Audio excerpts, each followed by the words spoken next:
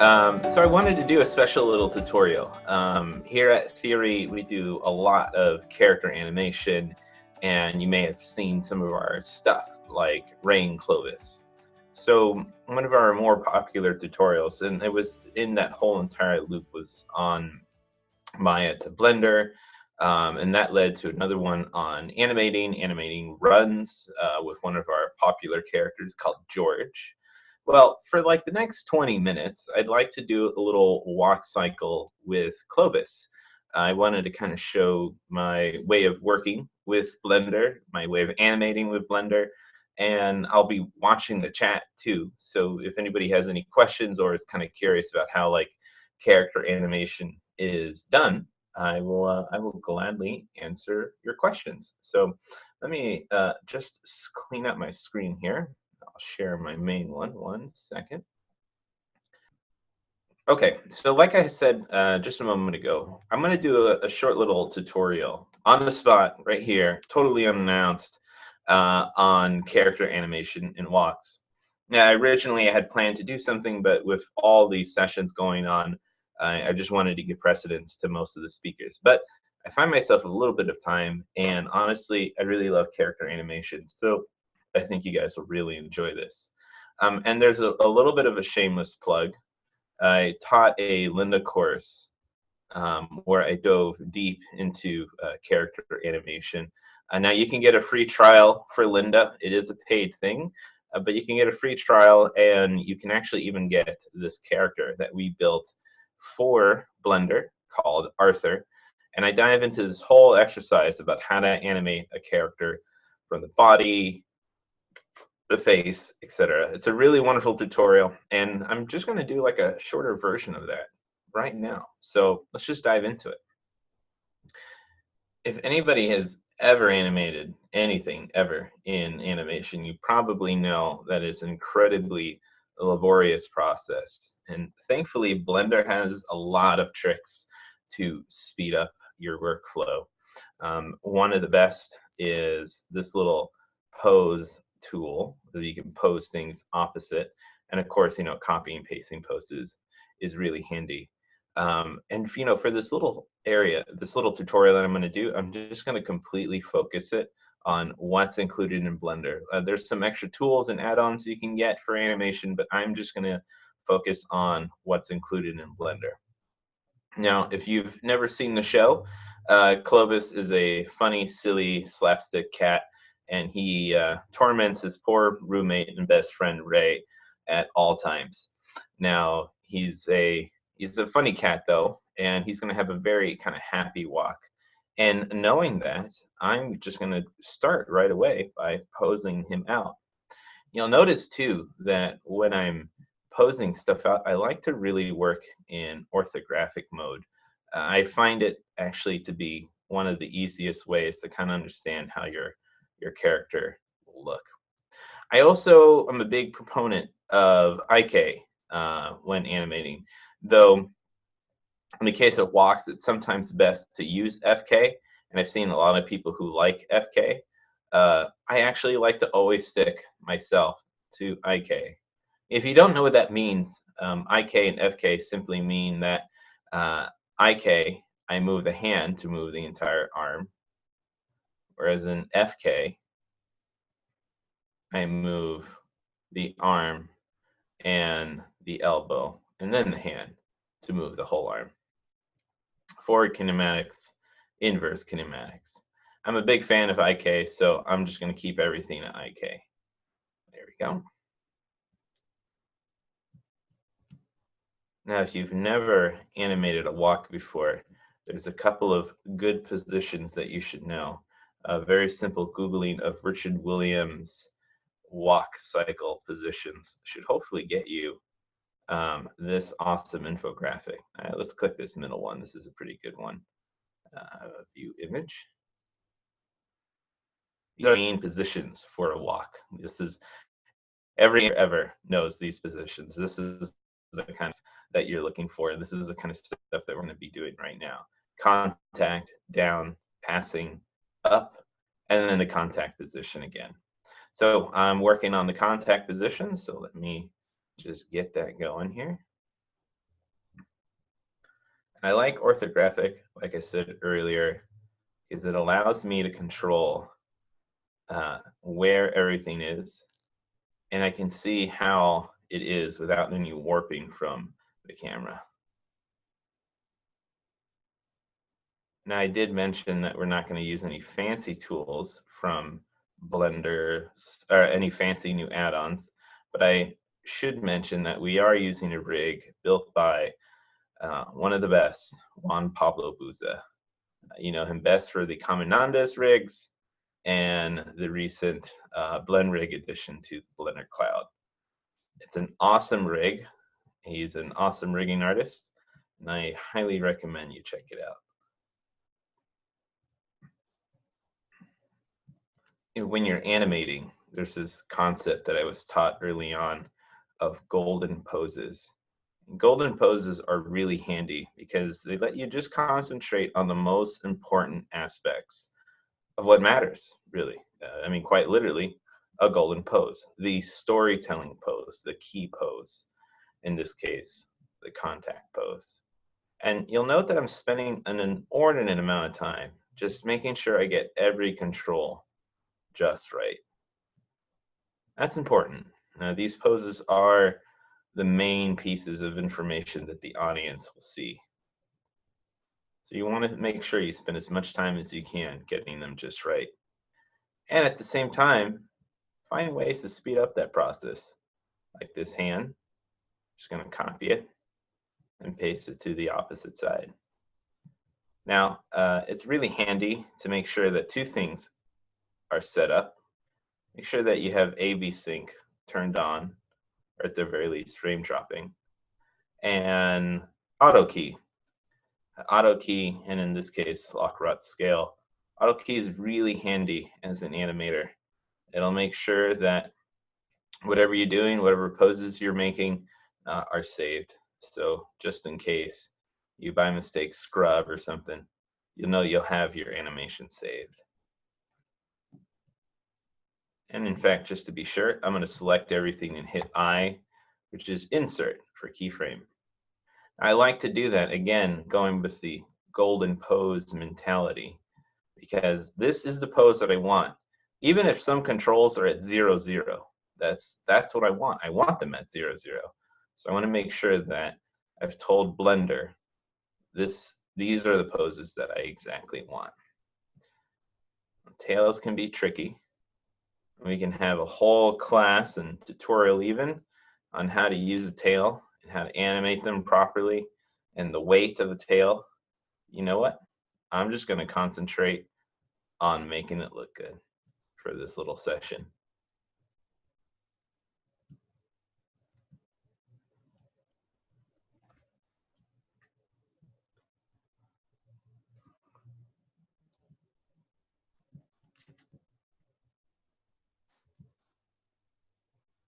And because he's a happy fellow, we're going to have him smiling a bit.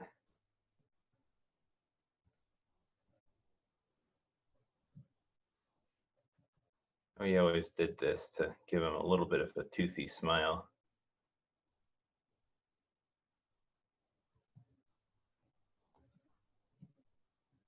Kind of get that like teethy look, or that kitty look rather. Bring down that jaw just a little bit.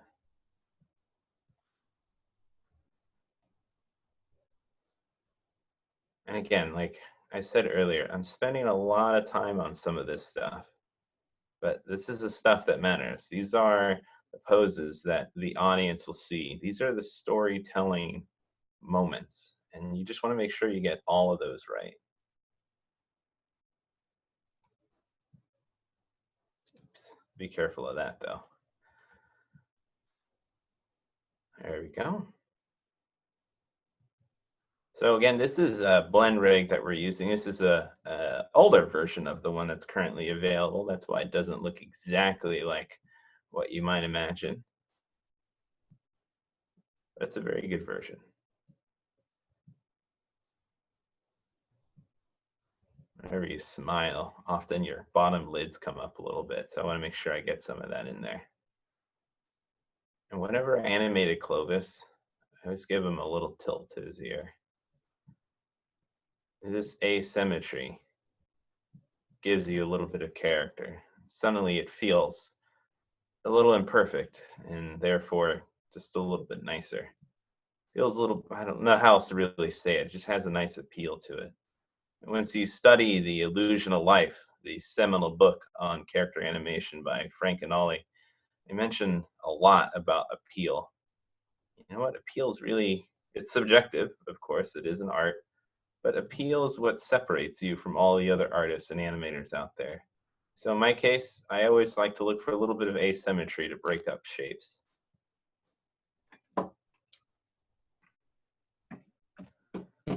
Alrighty, so let's almost done here.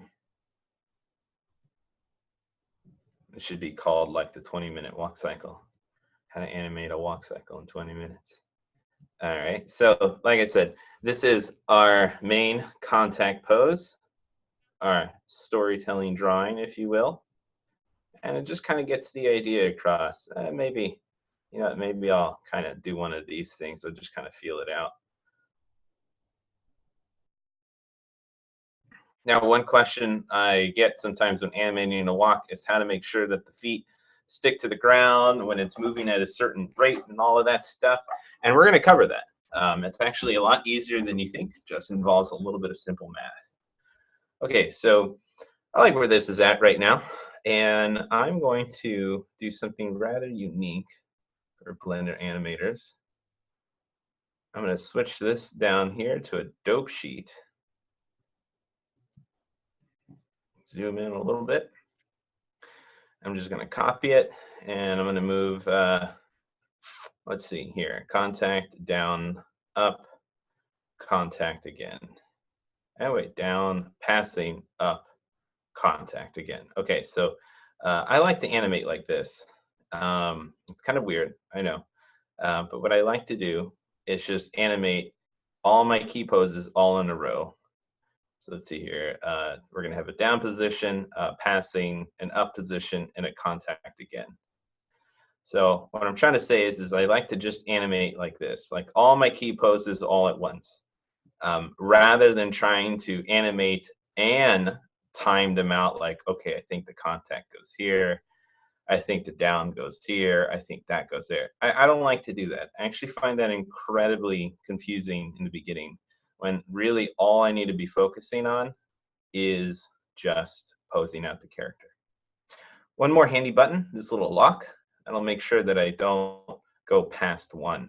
It's kind of a big annoyance. I wish that was on by default. Really, really handy.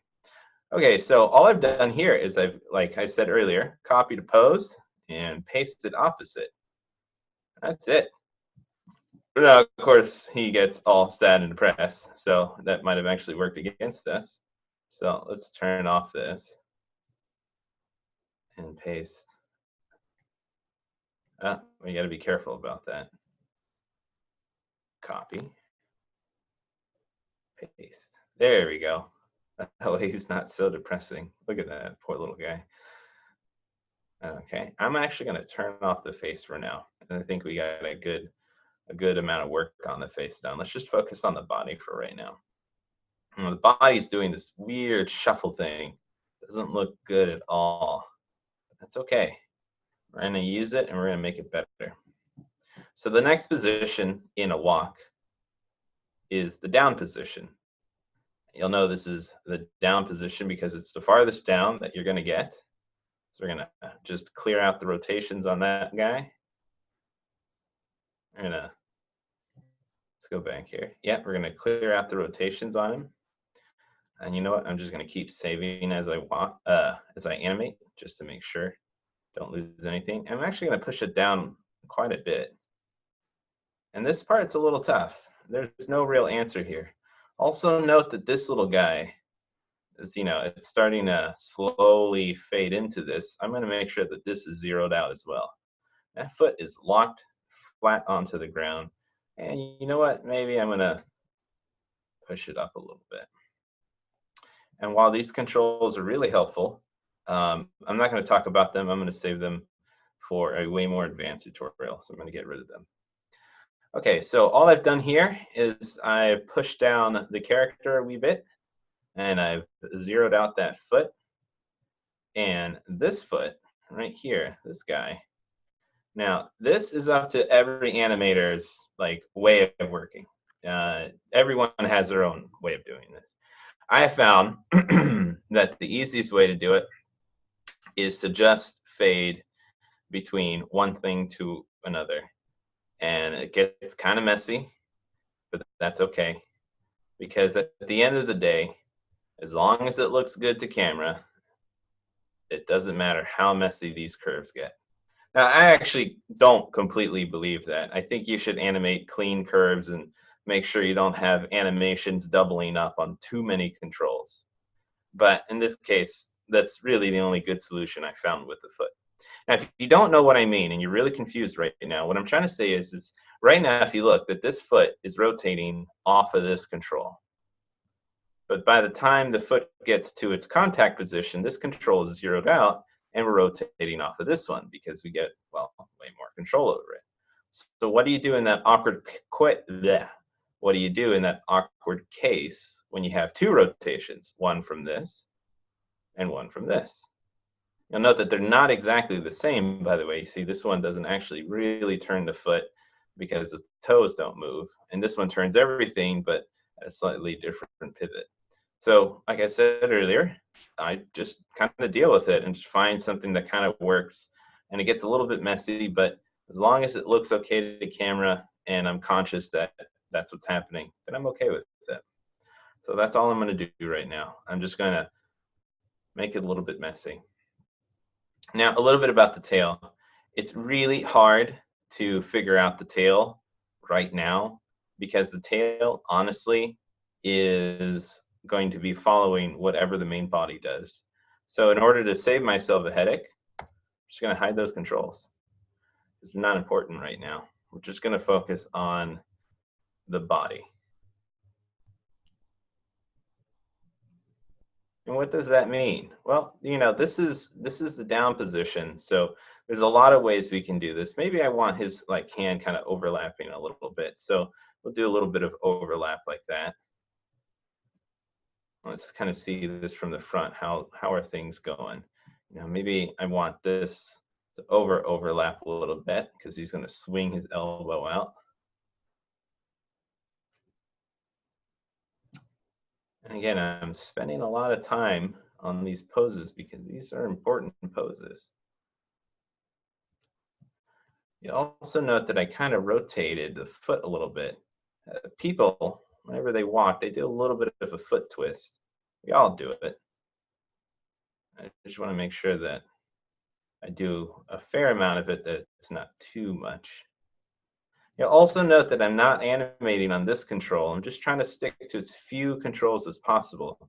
That's what I mean about animating cleanly. You don't want to animate too many controls because then you kind of forget what control is doing what.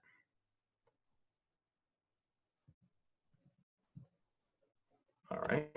If you have any questions, by the way, I am watching Twitter and I am watching the chat, so feel free to bug me on here.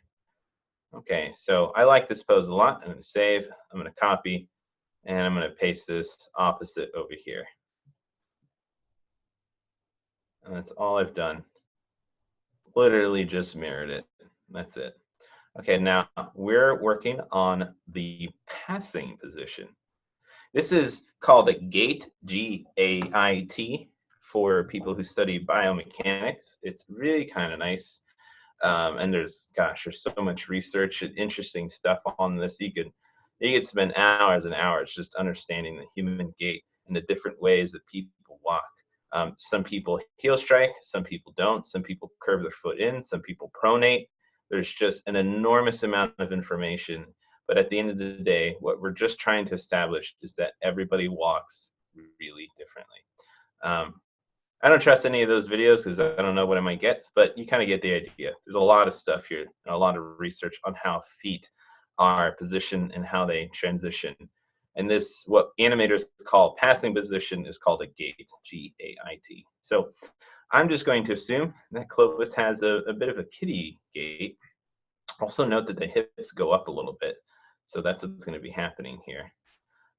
Same thing here. I'm gonna actually zero this out. I'm just gonna stick to the rotations on this guy for right now. And what I mean by a kitty gate is that he's gonna tuck. He's gonna tuck that foot in there. Now, something that I noticed that I didn't do is he should be transitioning his weight over a little bit. He should be transitioning his weight over a little bit. So at this point,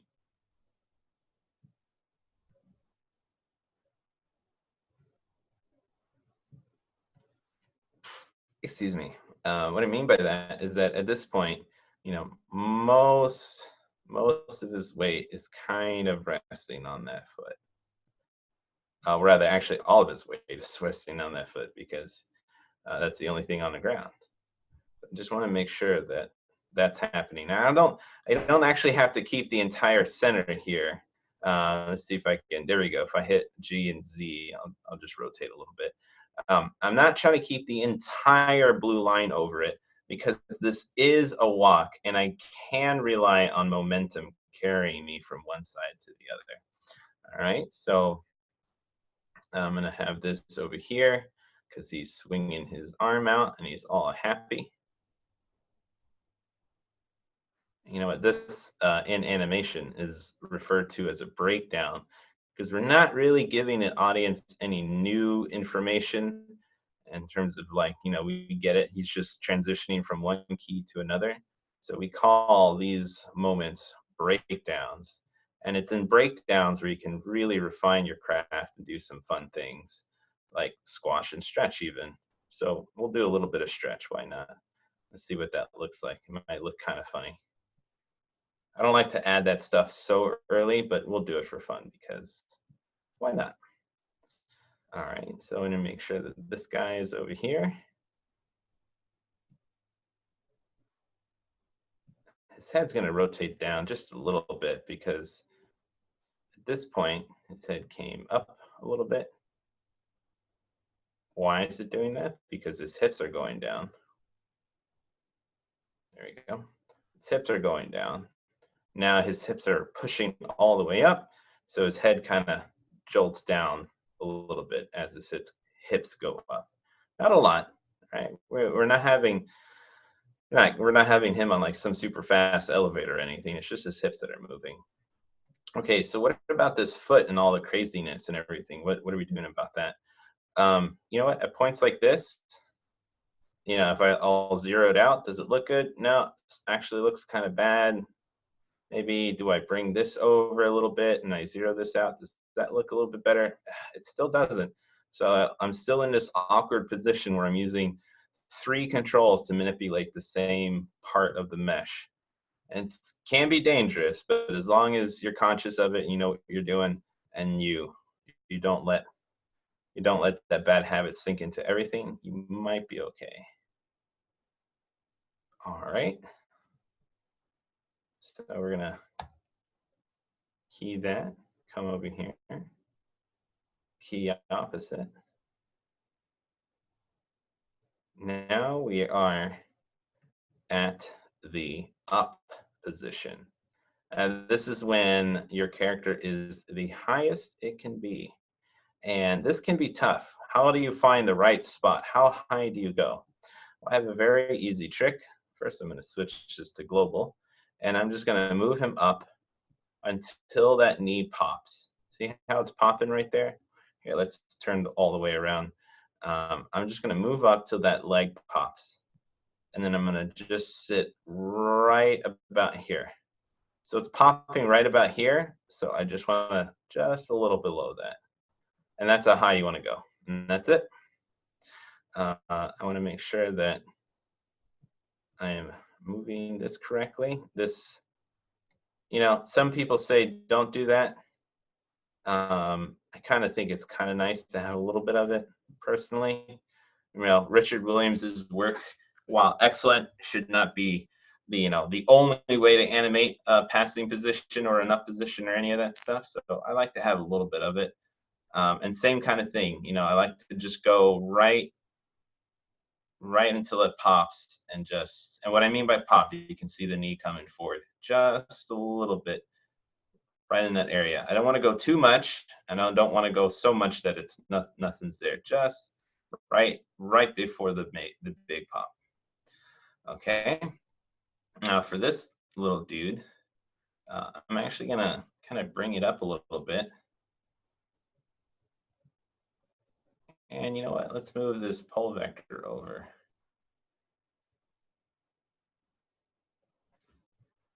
Now this is one of the cool tools that Blender has.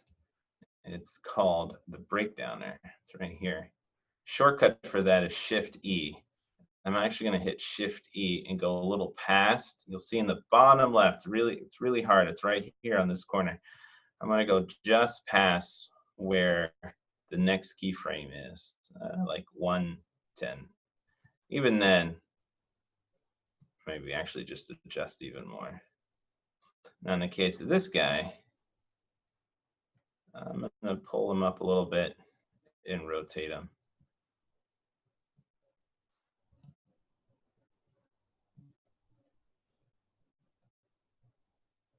The reason why I went past here is, again, aesthetic and appeal. I just kind of like the little bit of poppiness that I can get from a kind of a walk like that. He looks a little off balance, and you can kind of see that his arm is kind of cutting in there. So I just need to clean that up a little bit. And I want those elbows to kind of come out some, because that just kind of reads a little bit more happier and appealing to me. So I'm going to copy that, paste opposite. Oh man, look how fast that plays. Probably way too quick for Zoom to even notice. Now that is a happy kitty walk. Okay, so we're pretty much almost done. We're about 75% of the way here. So let's kind of finish these last few parts. Sometimes you never know, things kind of adjust. So I always make sure that my ends are, keyed exactly. And at the same time, I'm going to unhide everything, hit A twice to make sure I'm selecting it, and hit I, and just go one key at a time, and just make sure that everything here has a keyframe. Just want to make sure that all the controls, even if they're default 0, 0, all have keyframes, because right now I'm going to time it out. And what I mean by timing is quite literally that. I'm just going to hit S and just kind of move it around and just kind of feel it out and see what works best. Now, I know typically a 24 frame cycle walk is actually pretty good. Oh, look at that. Actually, it looks like something isn't moving. That happens. Sometimes that's why I have this little ghost here. And you see that right here. It's this little ghost icon. And that'll pick up anything that might be hidden that is keyed. It's very, very handy. Anyways, I know that typically walks are about 24 frames, but let's try something. Let's try 26, and let's just kind of see what this looks like. It may or may not look good in Zoom, but we'll give it a shot. Oops, sorry about that. All right, here we go. So looks okay. You know what? We're going to hit Shift D and go make cyclic.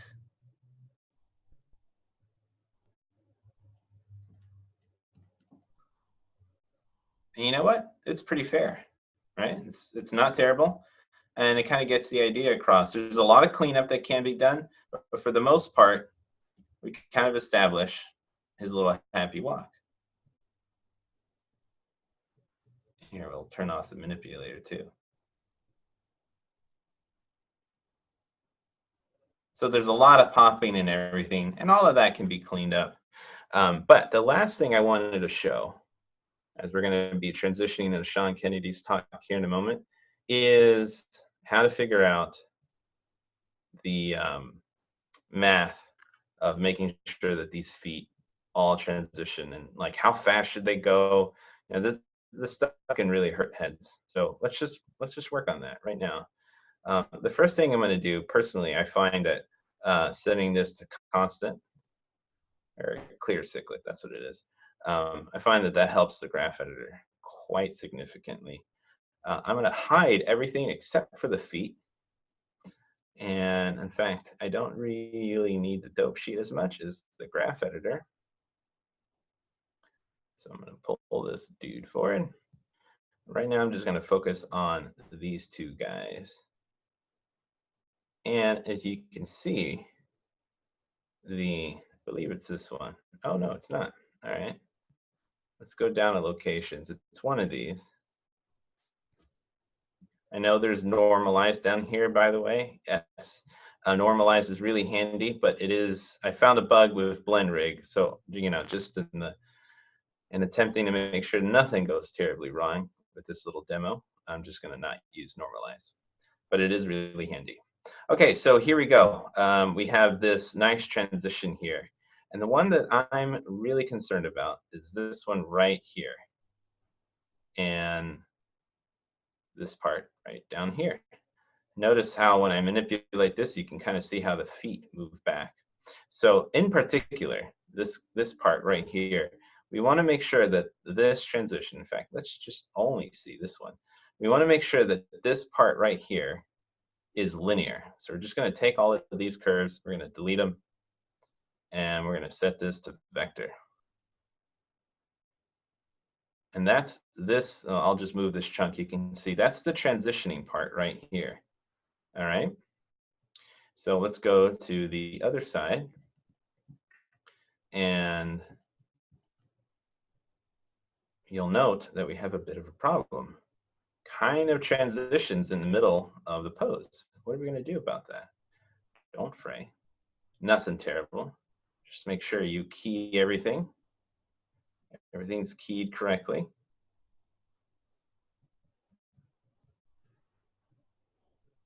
Because that's what will really bite you if things are not keyed correctly. Okay, there we go. So it looks like we need to, let's grab this guy right here, copy him, paste opposite. You'll see that it changes a little bit, right? It's changed a little bit. That's okay. Because we're adjusting this foot. In fact, you know what? Let's just see. Make sure that we got this all right here.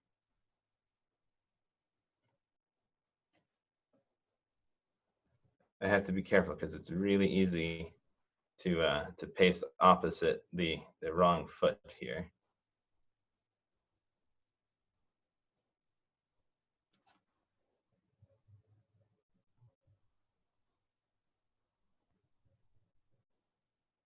I think this is the one. Okay, let's see here. So 1, 2, 3, 4, 5. Looks like about it. 1, 2, 3, 4, 5. Oh, no, wait. I wonder if that's correct. It doesn't look right. Let's see. I think I missed one. 1 second. So let's see. This is the contact position.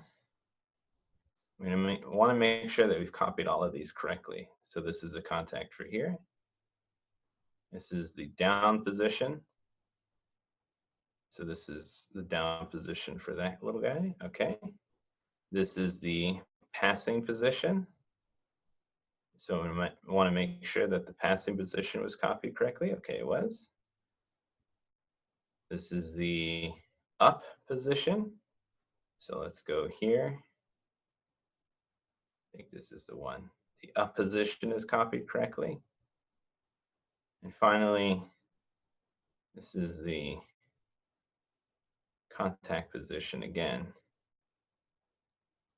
And I think that's what it was that I was missing, the contact position. And then it looks like this position right here, which is the down position. There we are. Okay, perfect. So now this guy, hopefully, if I've done everything correctly, these two should almost, okay, it looks like I have a little bit of a bump there, but that also might be the timing because it's a 20 5 frame cycle, 26 minus 1. So a little off, but hopefully kind of gets the idea. Anyways, last little bit. We're almost done here. How do we determine how fast this should move? Well, right now we have a nice linear position going from right here, and it looks like we start here. What value is this? Why don't we open this guy up? So let's see here. We're at 0, 1, whatever, whatever, whatever. So we'll just throw that into a calculator. And it looks like we go all the way. Oh man, we go quite a bit actually. Looks like we got to basically find out how long this is over here. And it looks like we go all the way over here. But we got to make sure that we do that math correctly. So I think that's about right. So we're going to key this right here. And we're going to come back here, key it 0.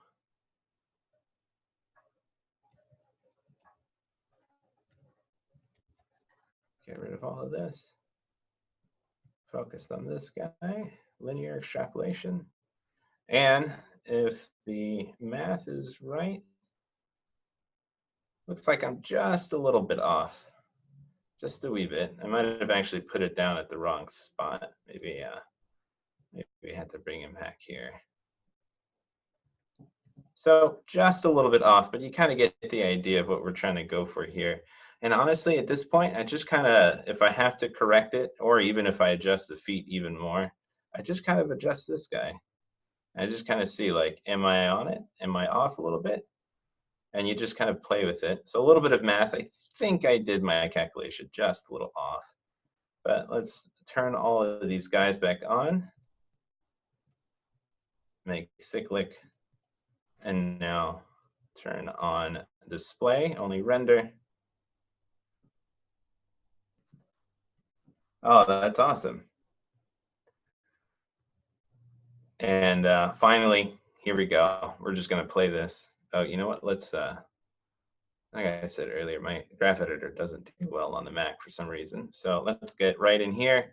Let's just play this. And you know what? What is going on here? Oh, you know what's going on here? Is that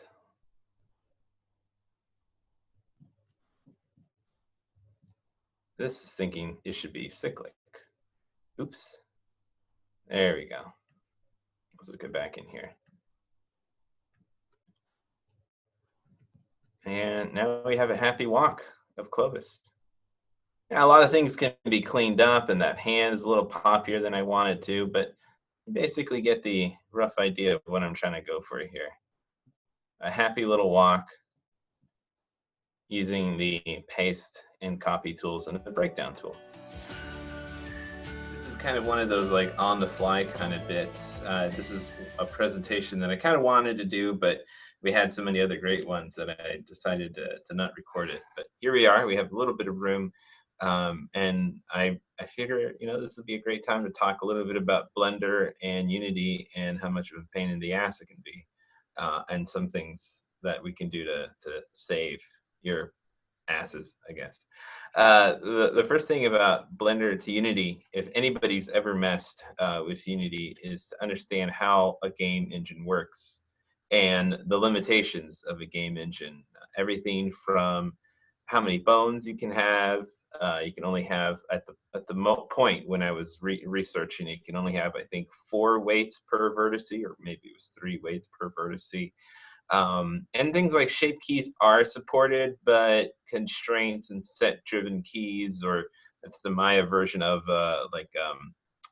drivers in Blender, those things are not really supported, but shape keys are. So it's a very interesting toss-up, and Unity requires quite a bit of finessing to get done.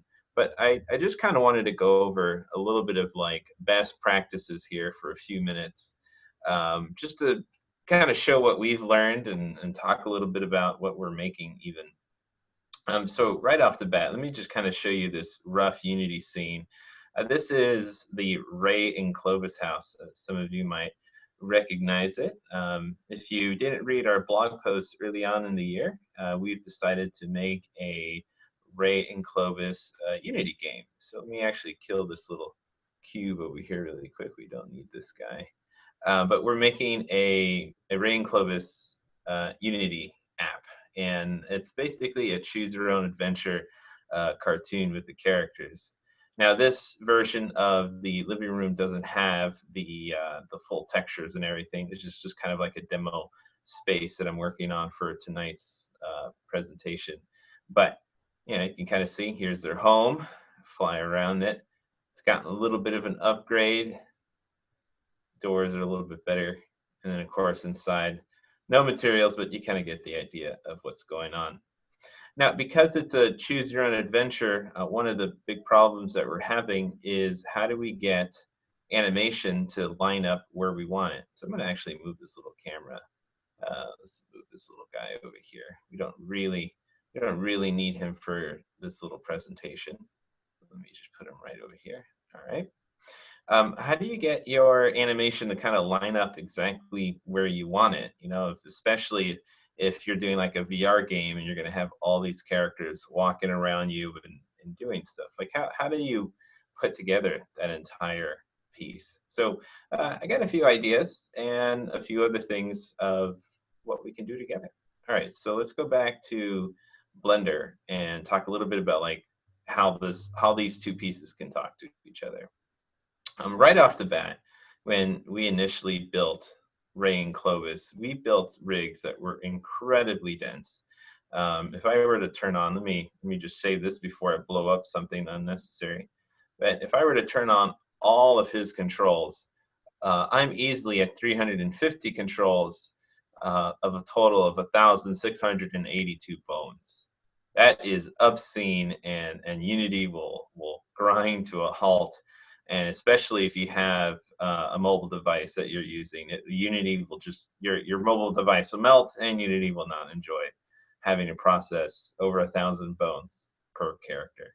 So what we had to do is we had to make lower resolution versions of each rig. So I just kind of want to show that right here. Maybe I'll turn on the actual rig and then the actual game rig. You can kind of compare it to what's going on here. So we have these game rigs, right? We have our regular animation rig that we use for all of our short films, but we also had to make these low resolution rigs that just had the bare bones of what Unity needs. And in total, this rig is at 181 bones, almost a little over like what, 12, 13%. So it was a pretty major optimization project that went on for a couple of weeks between myself and Juan Pablo. Other little things is that we couldn't use any, and let me click on one of these, you can probably see some of them. We couldn't use any curved bones. Unity doesn't love that. It'll just turn it into extra bones. And trust me, the more bones, the worse your performance, the worse Unity is going to treat you. So we had to really break down our bone limit. And on top of that, we could not use any corrective shape keys. So that was a bit tough and required a bit of rework on what is typically, you know, a really nice high fidelity cinematic rig. Nonetheless, we figured it out, and there are a couple of quirks. I'll try to zoom in a little bit here. There are a couple of quirks. For example, their eyes are not perfectly spherical, so depending on how you close them, you know, they'll break a little bit. So we have to be conscious about that and scale things. Depending on where Ray looks, in this case, the eyes might break a little bit. But for the most part, it works out really quite well. Another few small little problems. Unity does support multiple fingers, but in an effort to optimize, we decided to get rid of all the fingers and just keep one. One big old finger, and of course the thumb. And that saved us a significant amount of bones and surprisingly a lot of performance. So it's little tricks like that that really help your game character perform really well. Now, I haven't dove into like how to actually go between these two programs. I just kind of want to highlight some of the problems and things that we ran into just setting all of this stuff up.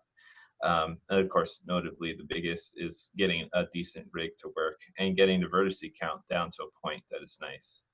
Another weird thing about this is having, here we go. Looks like my mesh disappeared. Making sure that the mesh is one whole piece. We found that to be a better idea. Typically, the teeth and the eyes are separate pieces, but we found in Unity it's nice just to keep everything together as one solid piece. And that way, when you import your characters via FBX, you're not getting all of this superfluous stuff. Now, you'll notice that I said FBX, and that's actually an important distinction.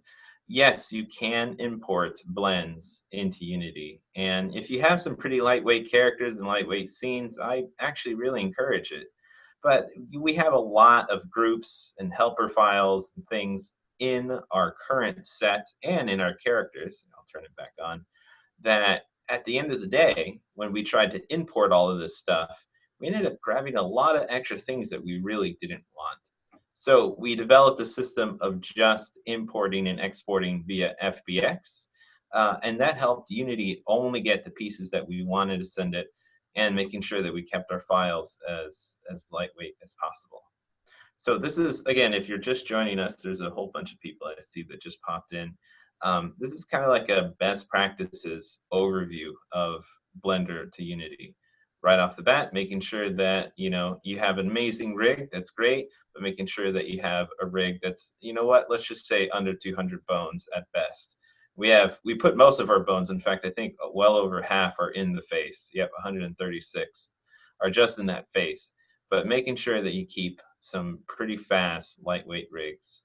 And another thing, of course, let me turn these guys back on, is one continuous mesh, and baking everything down to texture maps. That's actually what we ended up doing. We ended up baking everything down to a diffuse map for each of the characters. And then that way, we didn't have to worry about some crazy shader or something that we had done in cycles and back and forth. We just did it all as painted textures. And Unity has a great material system. I'll lightly touch on it today, but for the most part, that's really all we did. You know what? So what I'm going to do here, I'm going to zoom out. We got a quick question. Does Unity allow linking between blend files, or does each blend file need to be self-contained? Okay, that is actually an incredibly excellent question, and one that I don't have a decent answer for, but I'm going to demonstrate a few things. So I'm going to switch to cycles because that's what all of this stuff is built in. Let me link in Clovis. And by the way, we do a lot of linking here at Theory, and we use groups and we make proxies out of that. And typically when we're working on production, like a short film or something, that's pretty much the process. We bring in a group and we make a proxy and we start, making him dance. But the problem is that Unity doesn't like this process at all. Actually, let me backtrack that. The FBX exporter does not like this process at all. And we certainly don't want to use a blend because, as you can see here, this is going to import, if we were to bring in the blend, well over 1,000 bones that aren't needed. And we can't just delete it because it's all proxied together. So we're stuck in this really awkward situation where if we try to export this to an FBX, we're going to get either all the bones or we're going to get some of the bones. And even then, the mesh won't deform correctly. It's a very weird problem that we've run into. But how do you update your meshes? How do you update the rigs and maintain reference links? Do you go ahead and append files for each and every scene? Well, actually, and I hate to say it this way, that's actually the solution that we decided to go with.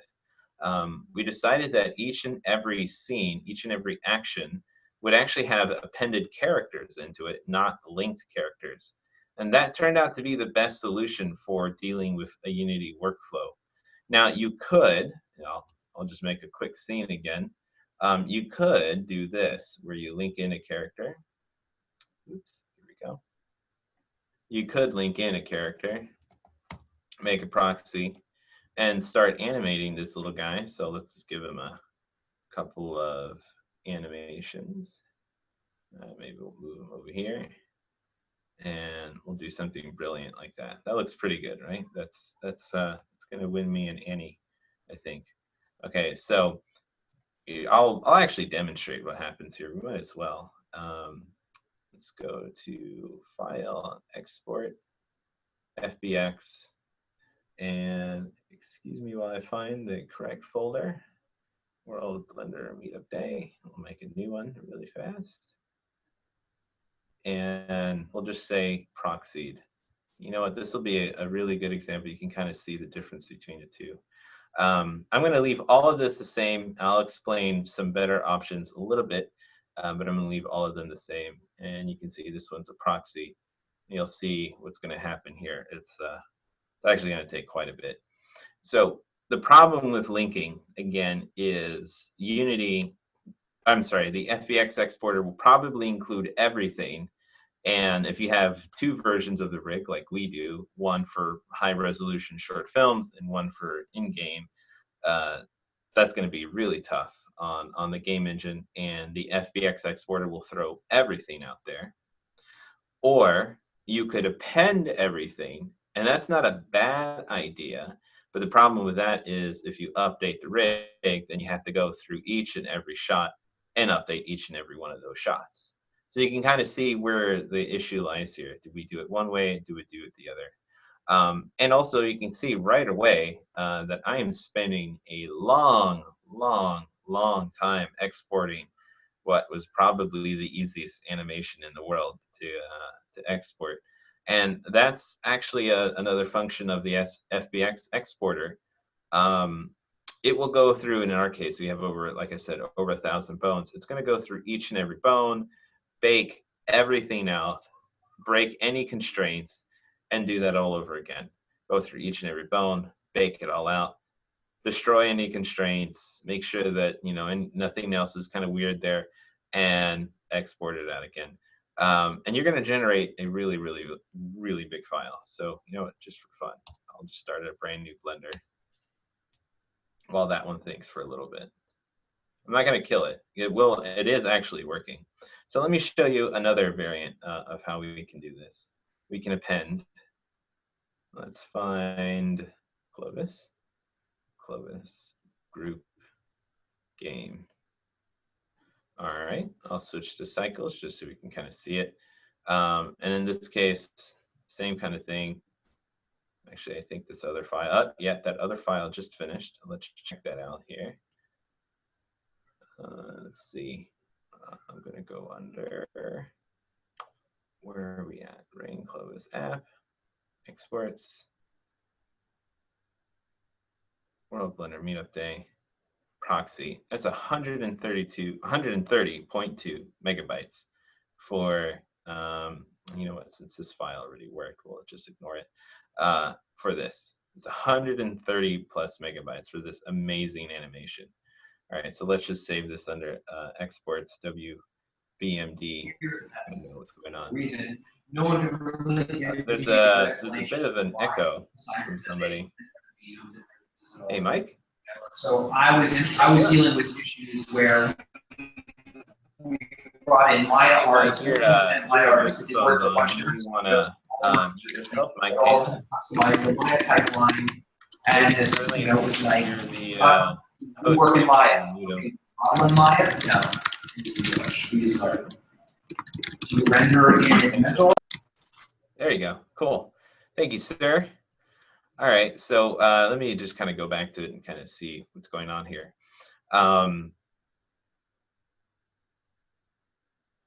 Okay, cool. Well, we're almost done. So in 15 minutes, we can definitely transition over, Mike, because I'm almost done here.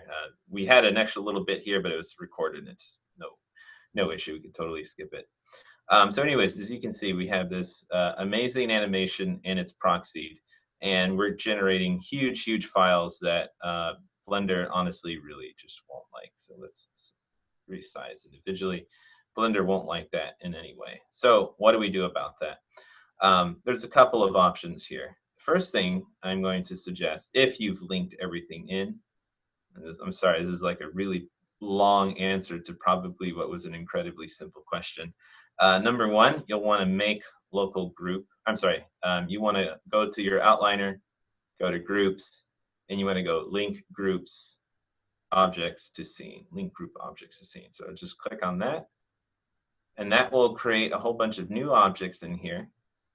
And then through each and every one of these objects, you're going to want to hit this little arrow. And what you've effectively done is appended your animation, which, you know, you could always just skip ahead. But the advantage here is that you have linked in the characters. And then when you're ready to export, you could just go about this process of appending. Now, I'm going to get to why we append in a little bit, but just bear with me for a second. So the second problem with linking is that if you've appended your animation, your proxy is animated, but your actual rig is not animated. So this is another reason why we decided not to use linked rigs, which is rather unfortunate. So let's go over here, and let's kill this. Let's go into this little guy. Leave. Ah, bummer. It looks like the rig did not come in, which is kind of a bummer. Yep, object mode. And this dude is stuck in object mode too. So you're kind of stuck, and then you'll get a crash, which is awesome. All right, so here, let's go back here, and let's hopefully everyone understands that linking animation and trying to export it through the exporter is not a happy process. So what we decided at Theory to do is just append everything. And as rigs get updated, go through the painful process of going through each and every shot, if you will, and just updating the rigs. So here I am. I'm going to key this, and I'm going to move up ahead a little bit. GY, rotate Z. Okay, so remember, all we've done here is we've appended. So let me go to Untitled. Let's overwrite that. So now we have this similar animation from before. The only difference is in this case, we've appended everything. Now, why append, and what are we going to do about it, and what are the advantages? Well, I'm going to save this really quick, and I'm going to make a brand new Blender, and I'm going to show you what happened when we, let's go here, when we exported some 130 megabytes of files. Now, I know this will take a little bit, so to be safe, I'm just going to start a brand new Blender in case the other one crashes. All right, we'll keep an eye on it, all right? Let's move this over here. Okay, so while this is trying to import 130 megabytes, I'm going to show you the better way of exporting your rigs to your animation, I should say, from Blender to Unity, and best practices for that. So right off the bat, as I said earlier, linking, we find just a ton of issues. Exporting, it brings in way too much information when sometimes you only need a little bit of information. And second, with appending, you can specifically pick what you want to send. But the downside, of course, is you can't update the rigs. So I need to send to Unity just two things, the mesh and this game rig. Let's move this rig out to, say, layer 2. We'll move this guy down to, say, layer 3. Okay, so all I need to send is these two items. Now, I'm not ready to export just yet because this rig has no animation. Though, you know, I am actually manipulating this rig. It actually doesn't have any animation. So if I export it, if I were to export this, I would get nothing. So what you have to do is click on your rig. You're going to want to switch yourself to Action Editor. And I'm just going to pick Clovis Blend Rig Action. All right. And now this little guy, I'm going to switch this to NLA Editor. Now, this is where some differing of opinions in a lot of tutorials and forums kind of differed on which way to do it. I find this way to be the best way. In animation for games, you can have, oh, there we go. We'll talk about this in a second. in animation for games, you can have multiple animations within one file. You know, run, walk, jump. They could all be inside like one blend file because each one of those is going to be a different action. That's a great idea. The only thing that we've discovered is that don't leave them as an action, turn them as NLA strips. So you can do that in one of two ways. You can either push it down, or if you were looking, there's also this little arrow right here. You could push it down. Okay, so what we've done here is we've made a Clovis blend rig action. And all we've done, again, is we've gone to this low resolution game rig, found the action under the action editor, and clicked on push down. In fact, we'll do it twice. Why not? That's it. That's all we've done. Now, I have the super high res rig over here. We're not going to pay attention to it. We're going to leave it alone. We're going to select our geometry. We're going to select our rig. And we're going to go to File, Export, FBX. And why don't we call this one like the clean.fbx. All right. Now, a couple of things. Selected objects, because we don't need cameras, lights, and all of that stuff. You know, geometries, it's going to apply modifiers for the armature. It makes sense. Armatures, you know, add leaf bones, only deform bones. That's really your choice. In this case, the game version of the rig is only deform bones, so it doesn't really matter which one I pick. But you know, you only, at the end of the day, you only need deform bones anyways. And then finally, under animation, now this is where some of the magic happens. Turn off all actions. And you know what, depending on how you key things, I would actually recommend turning that off as well. Here's the thing about how game engines work. They don't actually care if you start on frame 1 or 100 and you go to like frame 1000. It doesn't.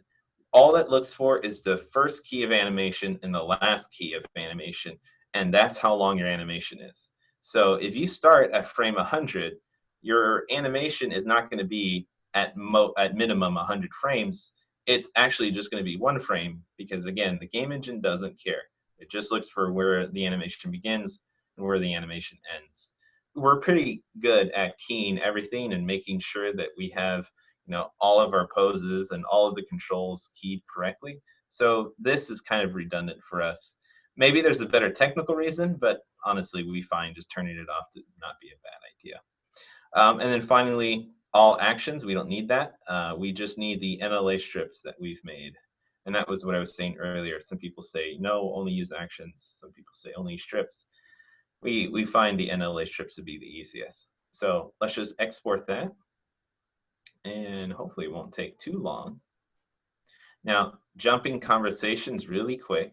I'm going to go back to that initial linked in export to FBX. And you can kind of see this like horrifying nightmare that is Clovis, this like Edward Scissorhands rendition of our poor little guy, with tons and tons and tons of bones everywhere.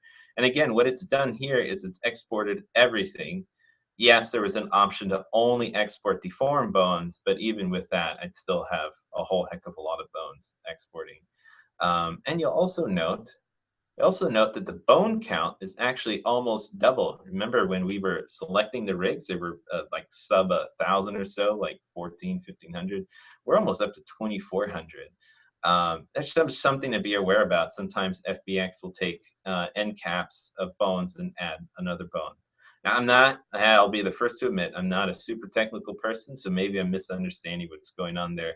But we've just noticed that FBX, when you export bones, will add little caps to bones, like basically an extra bone here and there. So just be aware of that. Now let's go back to this version. I'm just going to save it really quick, make a brand new blend, and let's import that cleaner FBX. First of all, you can see it's only 1 megabyte, a massive difference, and it took way shorter. And there we go. Now, again, he kind of looks like he comes from Mad Max, but as you can see here, there's only 318 bones. Remember, originally it only had like some 100, 170, 180 or so. So it's a little more than double, about double. but it's way less than, the way over 2,000 bones. And we only have what we need. Just what just this fun animation, and of course our character doing his thing. Okay, so now we're pretty much ready for Unity. So let's delete all of this stuff. We don't need that. Let's just go into Unity, and we're going to pull in, I'm not even going to pull in that proxy because Unity is going to take forever. And I like to switch over to McPan as soon as we're ready here anyways. So I'm just going to drag and drop this clean.fbx into Unity. Let me kind of look, got to rotate around a little bit. I'm going to put him right in the middle there. Looks like he fell through the floor, but that's okay. We can fix that really fast. There we are. Here's our lovely cat character. And there's a whole bunch of more things we can get into. There's animation controllers, etc. But for right now, I'm just going to keep it simple and just stick to getting the animation into Unity and kind of comparing back and forth what happened. So you'll see that the actions came in Globus Blend Rig action as clips. Let me jump back to Blender, and you can kind of see what that means. See, there's 2 NLA tracks here. That equals 2 clips here in Unity. They're the exact same thing. So in this case, I'll set them to loop. Why not? And then finally, you can do a quick little preview with the guy right down here. And you can see there's some amazing animation going on here. The interesting thing about this, we're using quaternions, I can never say it right. And it works quite well, but you'll note the feet are doing some ridiculous stuff. They're popping all over the place. And you know what? That might be my final point, really, with how Unity, animation, Blender, and game engines all in general work. We find that, believe it or not, doing some complicated moves like this that, okay, I admit this isn't terribly natural, right? I mean, who actually does this kind of move? Doing these kinds of moves and stuff, you can see the bones twisting on themselves. They really cause some awkward deformation errors. And this is a lot of the back and forth you just need to be aware about when you're going from Blender to Unity. I have to admit, we actually haven't solved many of these problems. We're getting one, for example, where the face slides a little bit more than we'd like it to. Maybe be able to see it here. There you go. If you watch his eyelids kind of flip inside out. Yeah, if there's somebody listening who has a good idea what might be causing this, I'm all ears. What we've decided to do is to make sure to not rotate the characters 180 degrees on their hips or their cogs, but instead to do it on their master controls. But, for the most part, the characters come in, they import nicely, and aside from a few glitches, they work really well. But I hope this part really, I hope this tutorial kind of illustrates one important piece, and that is the importance of appending versus linking, and exporting a clean file versus exporting an incredibly unclean, pain in the ass file. We can try to bring in the untitled blend, for fun. We'll end our little talk on that. But like I said earlier, it's going to try to bring in everything. And in that case, kind of slows Unity down. And I don't want it to have all the pieces. I just want it to have what I want it to have, which in this case is just the animation and just a character. So I think Unity is actually hanging right now. So maybe Sterling, I might transfer it over to you and Mike Pan, because I think my Unity is giving me the beach ball of death, which is the sign of sadness. The beach ball of death sounds like a really nice way to have a computer hang. I usually get a blue screen of death, which is so much less artful.